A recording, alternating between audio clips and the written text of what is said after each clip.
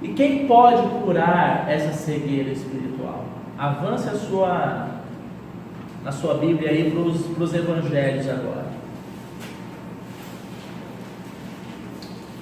Mateus capítulo 11. O irmão já lê para mim, por gentileza, de Mateus 11:5. Mas depois nós vamos para João, é o capítulo 9 de João. Então o irmão leia aí Mateus 5 para nós. Os cegos veem, os coxos andam, os leprosos são purificados, os surdos ouvem, os mortos são ressuscitados, e aos pobres está sendo pregado o Evangelho. Então, por que os cegos veem, os surdos ouvem, por que os coxos andam? Nós nunca podemos interpretar as coisas que o Senhor fez como simplesmente milagres, porque João, no Evangelho de João, é chamado de sinais. As curas, os milagres que Jesus fez, são chamados sinais. O que é um sinal, irmãos? Um sinal é uma representação, é um símbolo que nos traz uma ideia. Vamos lá pegar as regras de trânsito. Quando você está parado lá no sinal, o vermelho está aceso. Qual é a representação daquilo? Aquilo fala algo, né? O que fala? Que você deve ficar com o seu veículo parado e aguardando. Um sinal. Então, tudo que o Senhor fez aqui na terra, os milagres que Ele fez, serviam como um sinal de uma realidade espiritual. Deus não curou o coxo por curar, sabe por quê, irmãos? Porque não adianta nada o coxo ser curado e continuar em pecado. O problema dele foi resolvido. Lembram da cura dos 10 leprosos? 10 leprosos foram curados pelo Senhor e saíram pulando de alegria e foram embora. Um voltou porque queria o Senhor. Aqueles 9 foram embora. O problema deles foi resolvido? Talvez eles ganharam um tempo a mais de vida aqui na terra, mas o problema deles, que é uma natureza pecaminosa, não foi resolvido. Então, Jesus não curava por curar, Ele queria traduzir isso numa realidade. Então, quando nós vimos a lista aí que a nossa irmã leu, os cegos veio. Por quê? Porque a luz de Deus, a luz do mundo se manifestou, né? Então vamos ver isso agora no Evangelho de João. Vai lá para o Evangelho de João, capítulo 9. Vamos começar com o verso 1. Caminhando Jesus, viu um homem cego de nascença. Então, o primeiro ponto aí para nós: quem são os cegos de nascença?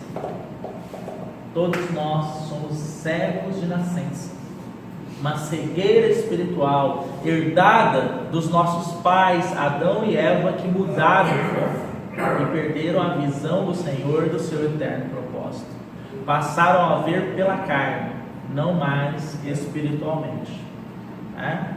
Então o texto segue. Os irmãos podem ler em casa, é um tanto extenso, então nós não vamos nos ater a ele na íntegra. Mas então o Senhor encontra esse homem. Então ele vai e diz ali no verso 4, né? É necessário que façamos as obras daquele que me enviou, enquanto é dia, a noite vem, quando ninguém pode trabalhar. Enquanto estou no mundo, sou a luz do mundo. Aí o Senhor cospe na terra, né? Faz um lodo com a saliva e coloca nos olhos desse cego e manda ele lavar esse lodo, né? E o cego volta a ver. Então, veja aí o verso 8. Então, os vizinhos e os que antes o conheciam de vista como um mendigo perguntavam: não é este o que estava assentado pedindo esmolas? Uns diziam: é ele. Outros: não, mas se parece com ele. Ele mesmo, porém, dizia: sou eu. Perguntaram-lhe, pois, como te foram abertos os olhos? Respondeu ele: um homem chamado Jesus fez o lodo, untou-me os olhos e disse-me: vai até o tanque de Siloé e lava-te. Então fui, lavei-me e estou vendo. Disseram-lhe, pois, onde está ele? Respondeu: não sei.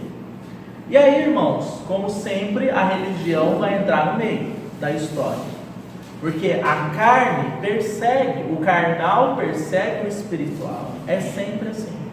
Então os fariseus vão interrogar este cego, né?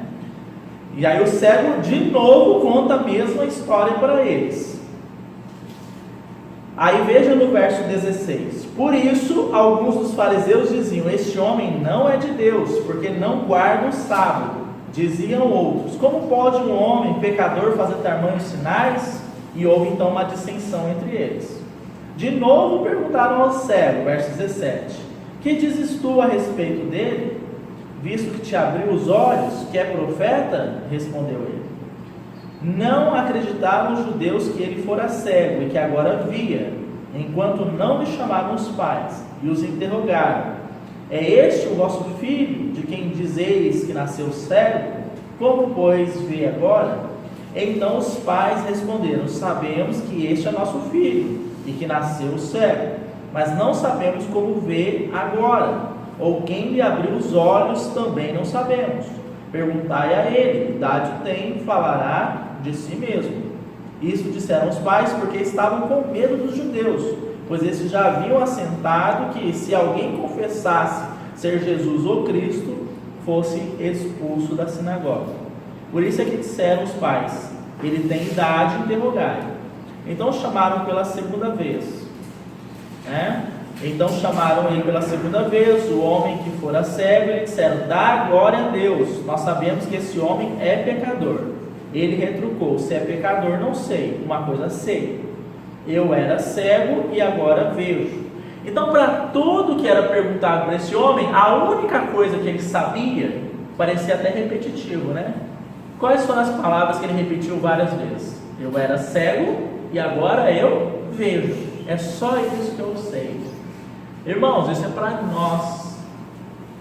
Às vezes as pessoas querem que a gente saiba demais. A única coisa que a gente tem que saber é o quê? Eu estava em trevas e agora Cristo me transportou para o seu reino de luz. É o que eu sei.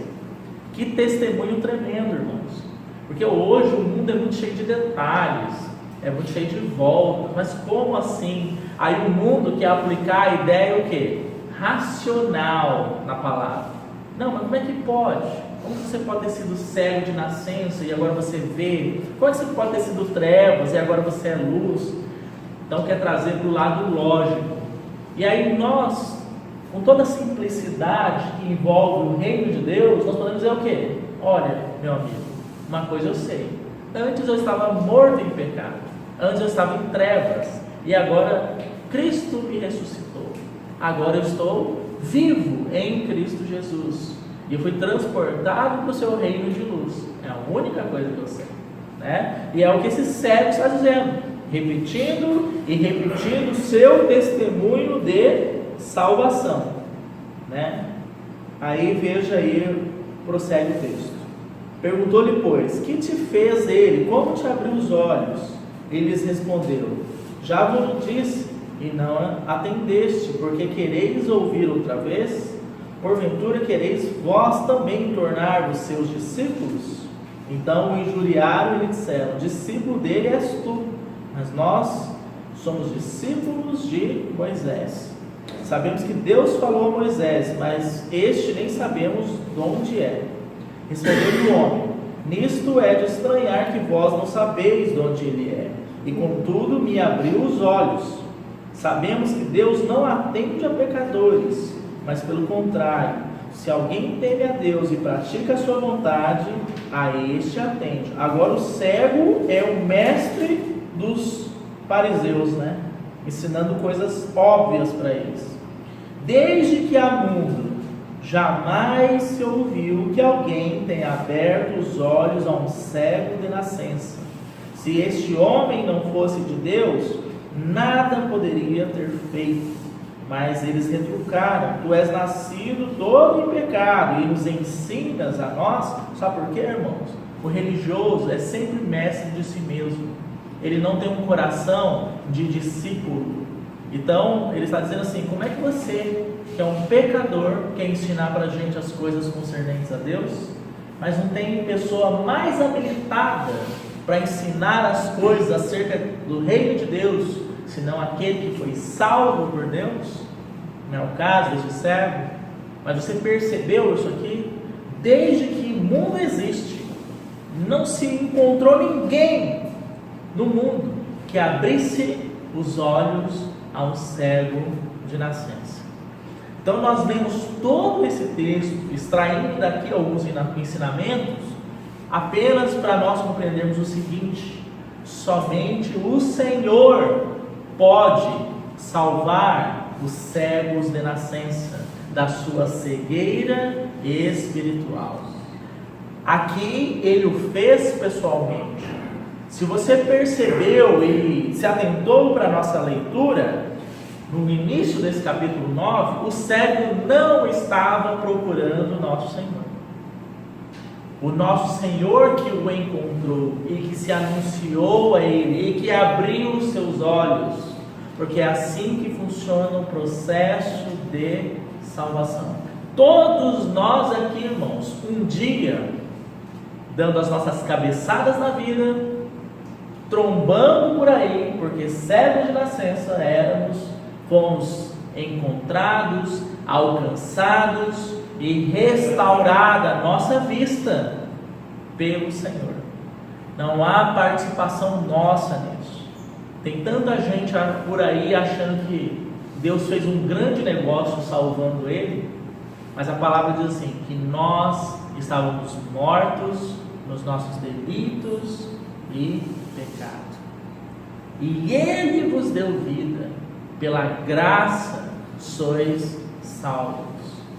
O que fez Paulo cair do cavalo? Aquele Paulo perseguidor, cego de nascença, o que fez ele cair da montaria em terra?